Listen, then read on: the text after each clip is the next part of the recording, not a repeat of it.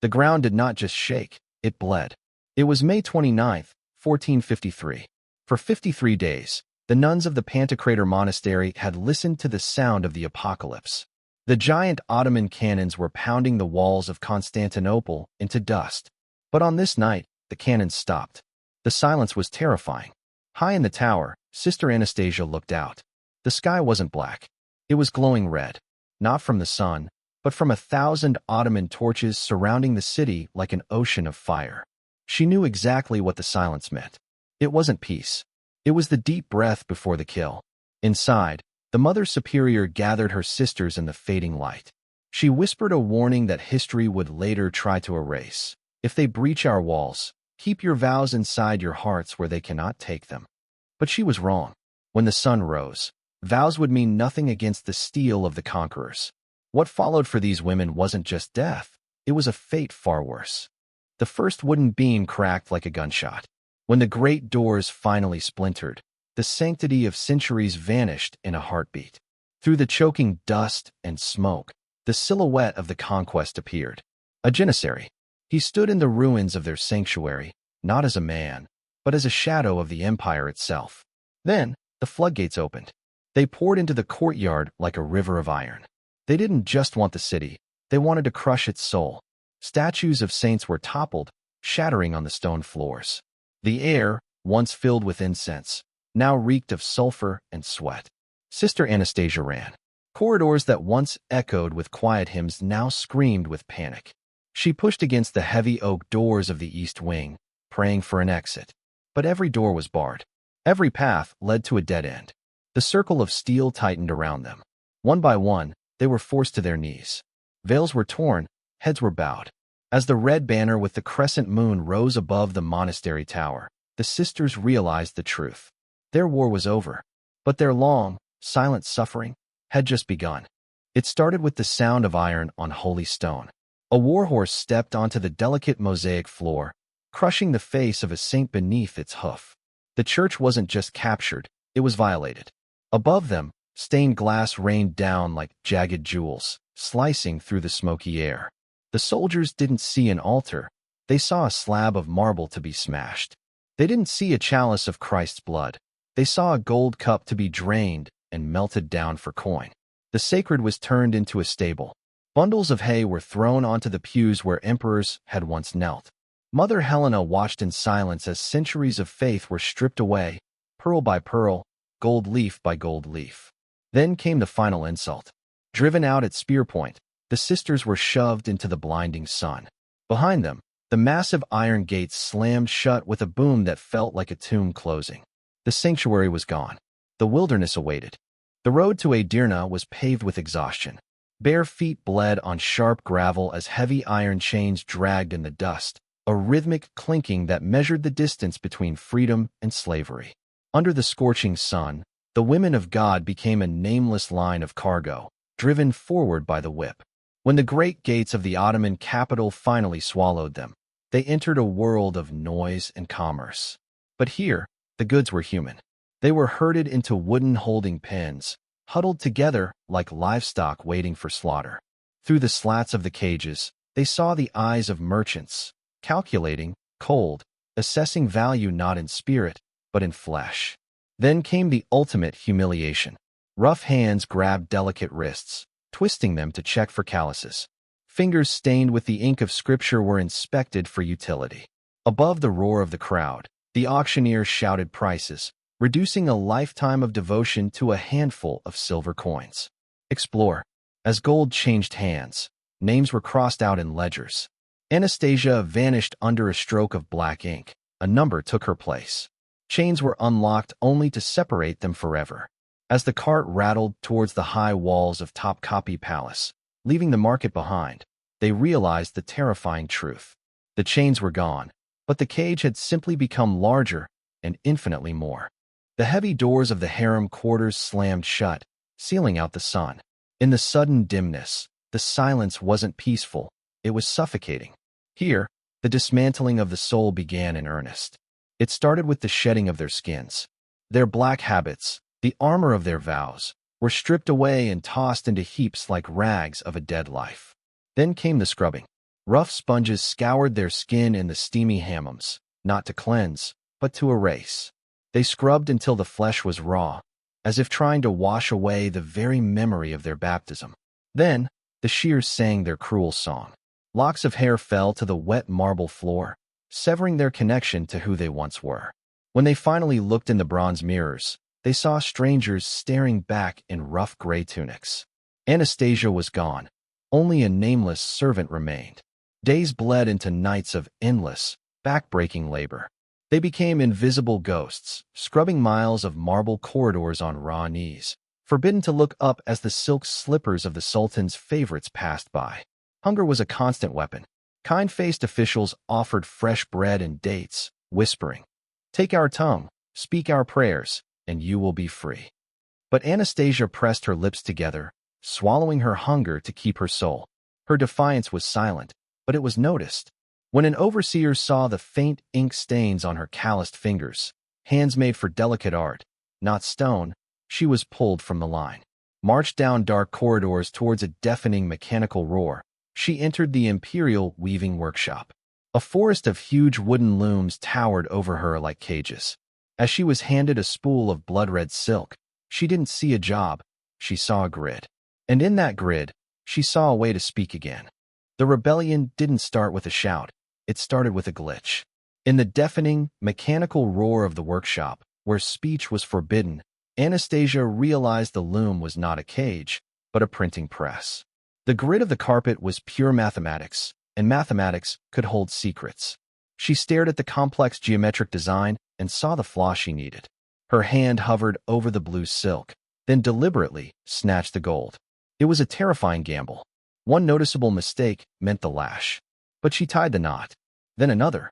Hidden deep within the intricate petals of a woven flower, she created a microscopic anomaly. A tiny cross, a Greek letter, a silent scream woven in silk. It didn't stop with her. The resistance spread like a virus through the damp air of the workshop, communicated not by whispers, but by the rhythmic tapping of shuttles.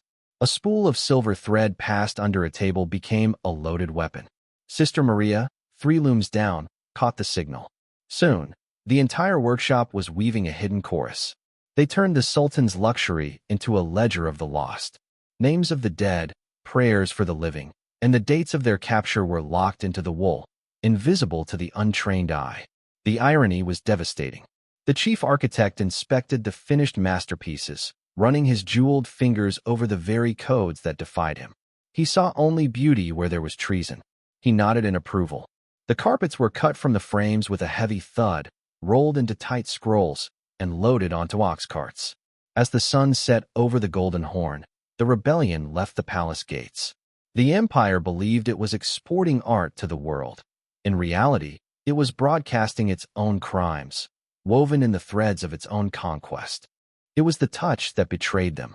In the dim light of the workshop, the overseer's finger didn't just glide over the silk, it snagged. He paused, rubbing the knot back and forth, feeling the microscopic bump where the pattern misaligned. He leaned in, squinting not at a flower, but at a hidden letter. An alpha. The realization hit him like a physical blow. This wasn't incompetence, it was treason. With a violent slash of his dagger, he ripped the evidence from the loom, destroying months of labor in a heartbeat. The interrogation wasn't held in a cell, but in the freezing courtyard. They dragged Anastasia through the deep snow, her feet leaving trails of ice. By the light of a roaring iron brazier, Yusuf held the torn fragment of her rebellion over the flames and let it drop. She watched her life's work turn to ash. He leaned close, whispering, "Who taught you this?" But Anastasia remained a stone wall. Her silence was her shield. So he changed tactics. He walked toward the line of other weavers shivering in the blizzard. He didn't strike Anastasia. He struck what she loved. He stopped before young Sister Maria. The ultimatum was cold. Speak, or she takes your place in the silence. Tears froze on Maria's cheeks as she shook her head, a final, silent plea to hold the line. It was the ultimate sacrifice.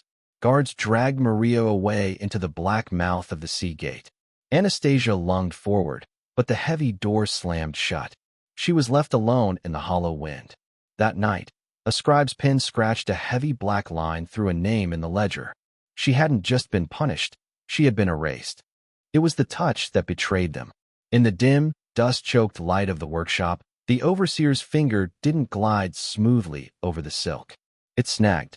He paused, rubbing the knot back and forth, feeling the microscopic bump where the pattern misaligned. He leaned in, his eyes narrowing not at a flower, but at a hidden letter. An alpha. The realization hit him like a physical blow. This wasn't incompetence, it was treason. With a violent slash of his dagger, he ripped the evidence from the loom, destroying months of labor in a single heartbeat. The interrogation wasn't held in a cell, but in the freezing courtyard. They dragged Anastasia through the deep snow, her feet leaving trails of ice. By the light of a roaring iron brazier, Yusuf held the torn fragment of her rebellion over the flames and let it drop. She watched her life's work turn to ash. He leaned close, the firelight dancing in his cruel eyes, whispering, "Who taught you this? Speak, and I will be merciful." But Anastasia remained a stone wall. Her lips were sealed tight. Her silence was her shield, and her only weapon. So he changed tactics. He turned his back on her and walked toward the line of other weavers shivering in the blizzard. He didn't strike Anastasia. He struck what she loved. He stopped before young Sister Maria, tapping his cane against her frozen foot. The ultimatum was cold and absolute. Speak, or she takes your place in the silence. The wind howled between them. Tears froze on Maria's cheeks as she looked at Anastasia and shook her head. A final, silent plea to hold the line. It was the ultimate sacrifice. Guards dragged Maria away into the black mouth of the sea gate. Anastasia lunged forward, screaming against the wind, but the heavy door slammed shut with a final, tomb-like boom. She was left alone in the hollow darkness. That night, far from the snow, a scribe's reed pen scratched a heavy black line through a name in the imperial ledger. Next to it, 5 centuries later, the silence was finally broken. Not by a shout, but by the hum of a sterile laboratory in a London museum. The world had long forgotten Anastasia. Her name was nothing more than a crossed-out scratch in a dusty ledger buried in Istanbul. But the carpet remained. It lay on a bright white conservation table, handled by scientists wearing latex gloves who treated it like a fragile patient. To the naked eye, it was simply a masterpiece of Ottoman art, a beautiful, geometric garden of wool and crimson silk. For decades, art historians had dismissed the irregular knots near the borders as the clumsy mistakes of an exhausted slave, a simple flaw in the weaving. They were wrong. In 2023, a curious conservation team decided to look deeper. They placed the artifact under a high-tech multispectral imaging scanner. The blue laser swept across the fabric, analyzing the weave structure that had survived wars, fires, and empires. Then, the lead researcher pressed a single button, X-ray filter. The monitor flickered, and the room went deadly quiet. On the screen, the surface flowers disappeared. The imperial geometric shapes faded away. And there, hiding beneath the dye, was the ghost of a resistance. The knots rearranged themselves into a perfect, undeniable grid of ancient Greek letters.